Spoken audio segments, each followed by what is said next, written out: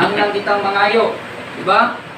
Isa sa mga tulunan dito nga mapuno kita sa Espiritu Santo, kinahanglan kitang mangayo. Mangayo kita ngadto sa tag-iya sa Espiritu Santo. Kinsa may tag-iya sa Espiritu Santo? Ang Dios. Hallelujah. Amen. Ang Dios may tag-iya sa Espiritu Santo. Muna, kinahanglan kitang mangayo, magampo. Pero usa sa mga punto dito nga gitagaan ako pagtagad, mahitungod atong sakyanan Dios. Gusto kita mangayo o Espiritu Santo, nga mapuno kita. Ingon diya sa Efeso kapitulo 5,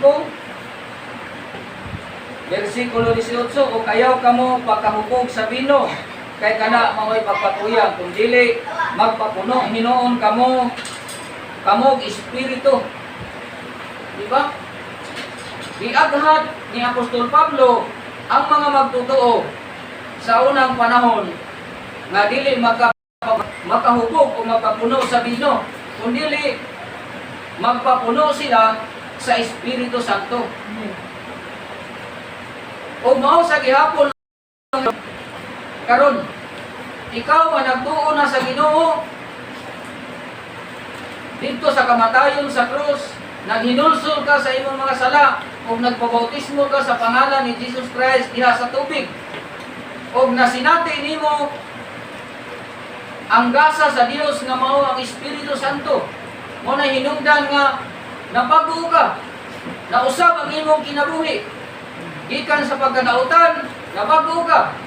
Kung daghan kayo ang nakatestimony ana mga igsoon, nga sa diha nga mituo sila sa Ginoo, naghinulsol sila sa ilang mga sala, nagpabautismo sila sa tubig sa ngalan sa atong Ginoong Hesukristo, nadawat nila ang gasa sa Dios nga mao ang Espiritu Santo, o mao katoy nagbago kanila, nag-usab kanila, o diha sila nagsugod sa pag-alagad sa Ginoo. Karon ang pangutana, gusto ba kang mapuno sa Espiritu Santo? Amen. Ang ikaduha, willing ba ka nga magpagamit? Amen. Kaya ang mapuno sa ang puno sa Dios sa Espiritu Santo kadto ra mga tao na iyang gamiton.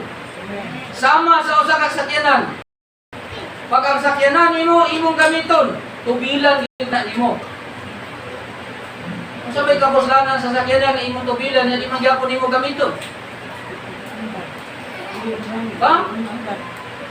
Kung sabay kapuslanan sa sakyanan nga imong tubilan, hindi man gyapon nimo gamiton.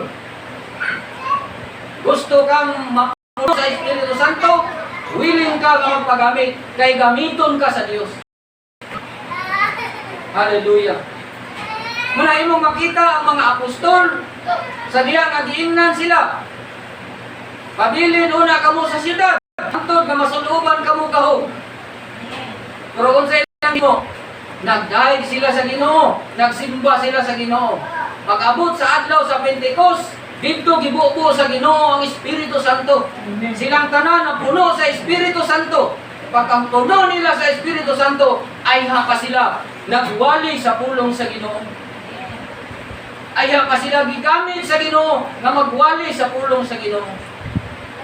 Ang pagwali sa maayong balita, wala ka na utol, nagpadayon ka na, kay sugo ka na sa Ginoo. O ang matag-usa ka na to, mahimo untang ma-involve niini mga igsoon. Gamiton kita sa Ginoo. Muna ang hinungdan nga tigong kita. Pero kini atong panagtigong karon, dili ra ni panagtigong, kun dili niya kita nga magpapuno kita sa kahibalo sa pulong sa Ginoo. Matudloan kita, edukit kita sa pulong sa Ginoo. O magpapuno kita sa Espiritu Santo aron matag-usa kanato gamiton kita sa pagwali sa maayong balita. Gamiton kita sa Dios.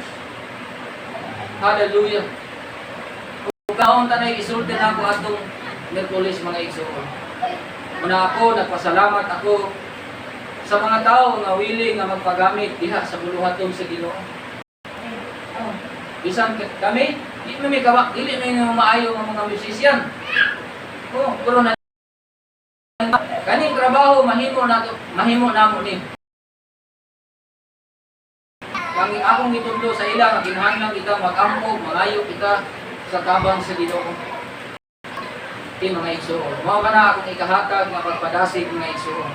Kung gusto kita nga mapuno sa Espiritu Santo sa Ginoo, kinahanglan magpagamit kita. Kaya kung gamiton kita sa Dios, dili kita angayan kita ba nga igamit gud kita. So ang Dios musuplay gud kung sa atong gikinahanglan. Sama sa sakyanan nato. Na kita'y mga sakyanan. Samtang gamito nato ang atong sakyanan, gatubilan kana nato. Gaatimanon kana nato. Kung madaot man siya, gapalitan kana nato pisa para nga magpadayon. Hallelujah.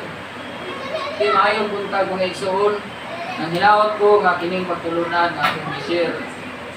Ining process kabuntagan ng katabang dinitan ako. Alam ko mga igsoon, salamat kayo.